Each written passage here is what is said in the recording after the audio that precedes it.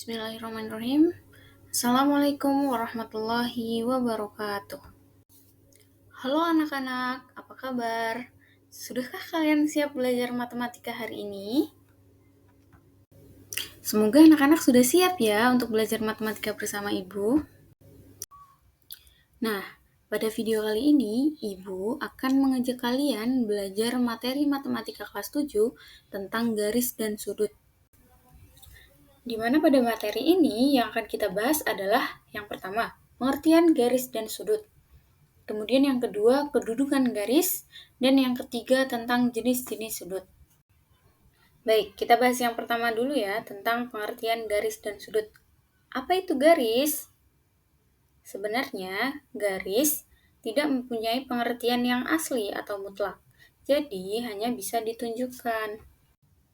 Misal, kita punya titik A, kemudian kita juga punya titik B, yang jika titik A dan B kita hubungkan, ini akan membentuk suatu garis yang kita sebut dengan garis AB. Nah, itu ya yang kita sebut dengan garis. Nah, kemudian selanjutnya apa itu sudut? Jadi, sudut dapat diartikan sebagai jarak putar antara dua buah garis yang memiliki titik pangkal yang sama. Contohnya, misalkan kita mempunyai satu garis A, B, di mana garis tersebut berpangkal pada titik A, kemudian ada satu garis lagi yaitu garis AC yang juga berpangkal pada titik A. Nah, untuk jarak putar itu bisa dilihat pada gambar berupa lengkungan jarak antara garis AB dan garis AC, di mana jarak lengkungan ini nanti kita bisa ukur dengan buset derajat ya anak-anak. Kemudian untuk garis AB dan garis AC itu disebut dengan kaki sudut, dan pangkal garis AC dan AB di mana pangkalnya ada di titik A itu merupakan titik sudut. Nah, selanjutnya penamaan sudut.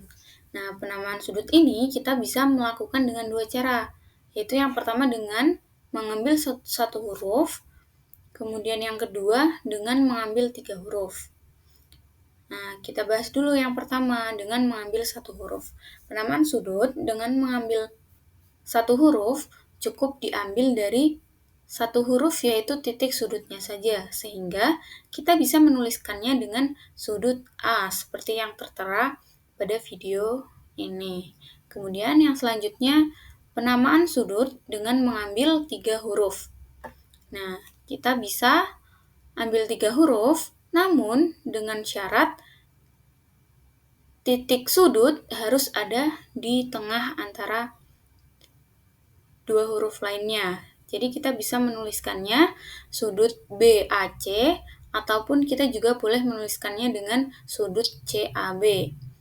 Yang terpenting adalah titik sudut berada di tengah-tengahnya. Oke, sampai sini anak-anak sudah paham ya tentang pembahasan kita yang pertama yaitu pengertian garis dan sudut. Karena kita sudah memahami pembahasan yang pertama tentang pengertian garis dan sudut, selanjutnya kita akan membahas tentang kedudukan dua garis. Apa sih kedudukan dua garis itu? Nah, kedudukan dua garis adalah hubungan antara dua garis. Nah, hubungan antara kedua garis ini bisa berbentuk sejajar, berpotongan, maupun berhimpit. Bagaimana bentuk kedudukan dua garis? Yang pertama, bentuk dua garis jajar. Di sini kita misalkan, untuk garis yang atas, kita misalkan dengan garis M. Kemudian garis yang bawah, kita misalkan dengan garis N. Kenapa garis M dan N ini kita sebut dengan dua garis jajar? Karena garis M dan N itu berada pada bidang yang sama, yang dimana jika M dan N kita tarik garis lurus, mereka tidak akan pernah bertemu atau berpotongan. Nah, untuk dua garis jajar ini, kemiringannya harus sama antara garis yang pertama dengan garis yang kedua. Kemudian kedudukan dua garis yang kedua yaitu dua garis berpotongan. Di sini kita misalkan garis yang pertama yaitu garis M, kemudian garis yang kedua garis N. Kenapa garis M dan garis N disebut dua garis berpotongan? Karena garis M dan N berada pada bidang datar yang sama dan memiliki titik potong yang sama, yaitu titik biru pada gambar. Dua garis berpotongan ini punya bentuk lain, yaitu dua garis berpotongan tegak lurus, di mana kita misalkan garis yang tegak ini kita namai dengan garis P, kemudian garis yang lurus ini kita namai dengan garis Q. Nah, kenapa disebut dengan garis berpotongan tegak lurus? Ini ditandai apabila garis ini jika berpotongan, pada setiap perpotongannya dia akan membentuk sudut 90 derajat. Oke, jelas ya. Kemudian, untuk kedudukan garis yang ketiga, yaitu dua garis berhimpit, di mana kita misalkan garis pertama yang kita misalkan dengan garis M, itu berada pada suatu bidang datar yang bergaris lurus. Kemudian, kita tuliskan lagi atau gambarkan lagi pada garis yang sama, kita sebut saja garis N. Nah, dua garis ini dikatakan berhimpit karena berada pada satu garis yang lurus, sehingga terkesan terlihat seperti satu garis yang sama. Oke, jelas ya untuk pembahasan materi yang kedua tentang kedudukan dua garis. Jika sudah jelas, kita akan melanjutkan ke pembahasan materi yang ketiga, yakni tentang jenis-jenis sudut. Kemudian untuk materi yang ketiga tentang jenis-jenis sudut, tentu saja ada beberapa macam jenis-jenis sudut ya. Untuk jenis sudut yang pertama, yakni sudut lancip. Sebelumnya, Ibu misalkan nilai X itu sebagai besarnya sudut. Jadi di sini untuk jenis sudut yang pertama, yakni sudut lancip, itu X lebih kecil dari 90 derajat, yang artinya besar sudut lancip itu lebih kecil dari 90 derajat. Kemudian jenis yang kedua, yakni sudut siku-siku, di mana X sama dengan 90 derajat, yang artinya besar sudut siku-siku sama dengan 90 derajat. Kemudian yang ketiga, sudut tumpul. X lebih besar dari 90 derajat, yang artinya besar sudut tumpul lebih besar dari 90 derajat.